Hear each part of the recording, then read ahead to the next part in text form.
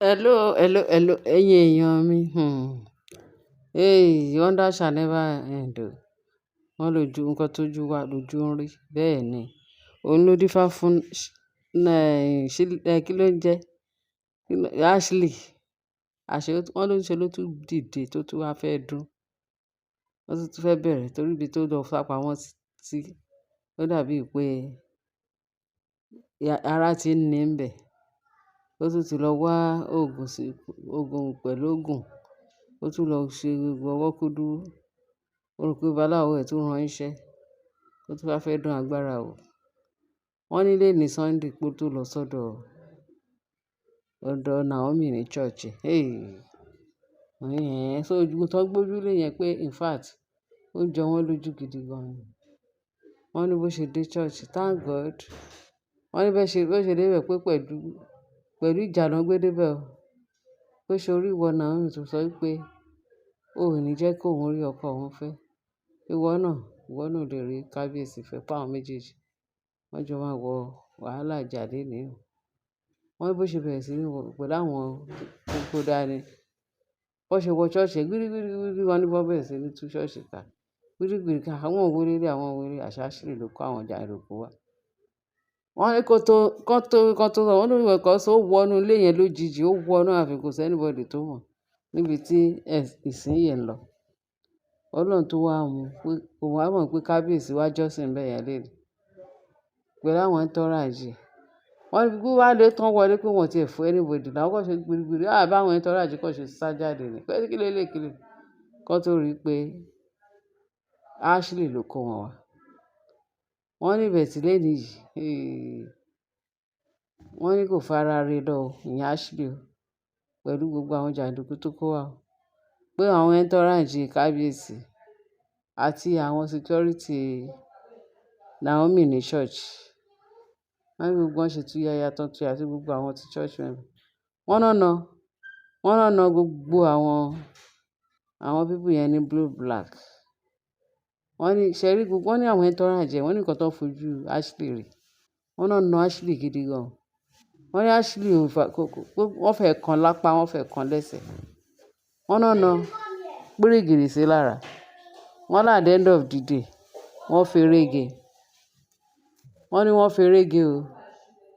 Wọ́n ferege àwọn kan sá lọ. But Ashley wọ́n náà na Ashley tí wọ́n na to hospital sí lára. Ìyẹn léni pé kábíyèsí ni that's good. Bó ti máa ń wá wọ́n ló ti máa ń lọ. Ó máa ń gbọ́ ni. Ẹ̀sìn tó ṣẹlẹ̀ lójú tòun léni. Wọ́n ní gbogbo ìgbésí ayé ẹ̀ léni. Pé ni ló mọ̀ nǹkan tí kábíyèsí fojú. Wọ́n ní nǹkan tí kábíyèsí àti àwọn entourage kábíyèsí kan tó fojú ẹ̀ rí. Ìyẹn léni. Wọ́n ní ó máa gbójú gbóyà. Ṣé wọ́n ní kó agbára àti oògùn àti ṣìráìn tó ń ṣe. Òun ló ń fà. Òun ló ń tì gbọ̀ngbọ̀ngbọ̀ngbọ̀n tí ò jẹ́ kó mọ̀ wọ́n rẹ̀. Tí ò jẹ́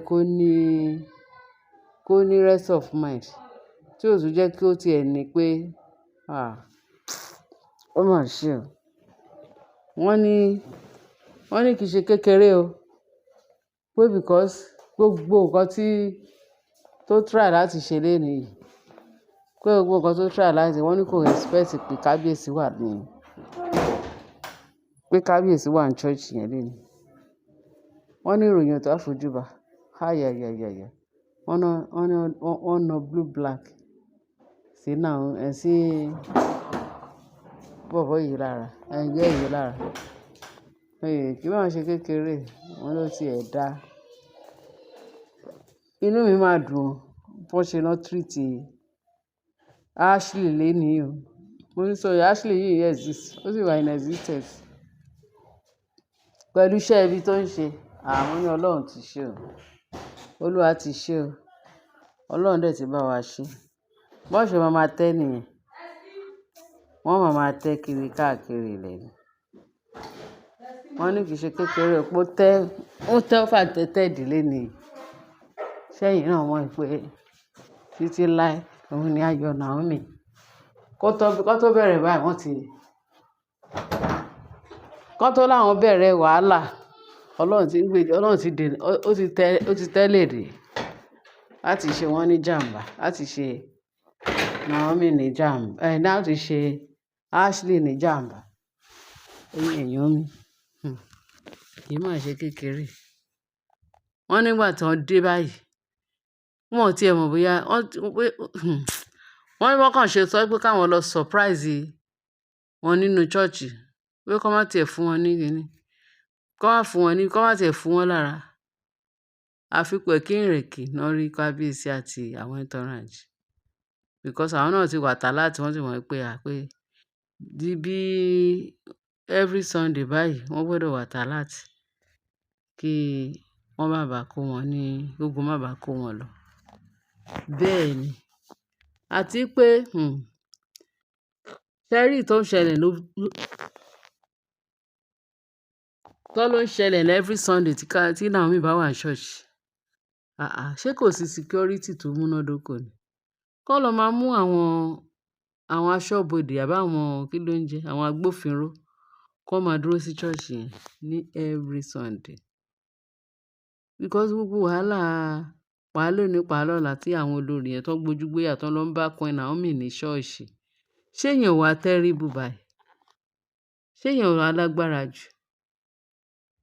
Kí èèyàn kàn gbójú gbéyà pé mo fẹ́ lọ bá jà nílé Ọlọ́run, mo fẹ́ lọ bá nílé Ọlọ́run. Bẹ́ẹ̀ tójú wọn náà ń rí o, wọn ò kàn fẹ́ gbọ́ràn ni o. Ṣé ẹ rí ti Ashley yẹn? Ṣé o mọ̀ pé olórìṣà ni? Òrìṣà tó ń ṣe yẹn, ìyẹn máa ń tostigate ẹ̀. Òrìṣà yẹn. Àwọn tó bá ń sin òrìṣà yẹn, tó jẹ́ pé wọ́n sìn gidi bí ìgbà tí èèyàn ń sìn, bí a ṣe ń sin Ọlọ́run, tá à ń worship Ọlọ́run. Bẹ́ẹ̀ náà ni àwọn olórìṣà yẹn tó ń believe nǹkan tó jẹ́ pé wọ́n believe Ọlọ́run. So òrìṣà yẹn náà believe. So kíni yẹn máa tostigate wọn. Ó máa bẹ̀ wọ́n wò lẹ́ẹ̀kọ̀ọ̀kan bí ìgbà pé orí wọn ò pé. Bí kíni yẹn máa ṣe ń ṣe wọ́n nìyẹn. Ó máa tostigate, wọ́n á máa hùwà abnormal bí ìgbà tí ó ní nǹkan kan tí ó wrong lọ́pọ̀lọpọ̀ wọn. Bẹ́ẹ̀ ni, òun ni àwọn tó ń sin òrìṣà. Nǹkan tó ń ṣe Ashley nìyẹn. Because èmi ò rí sí pé kéèyàn wà kó má ní làákàyè, kó má lè rò pé bóyá jọ̀kan ogun máa jà, ó máa lọ tí ò ní lè bọ̀. Tó bá jẹ́ pé àwọn tó mọ èrò láti máa ronú pé kí ló àwọn ṣe lè, ẹ gbójú gbéyà lọ sí ilé Ọlọ́run, fẹ́ lọ dá ilé Ọlọ́run rú. Kí lẹ expect pé ẹ fẹ́ get níbẹ̀? Ikú ni èrè ẹ̀ṣẹ̀.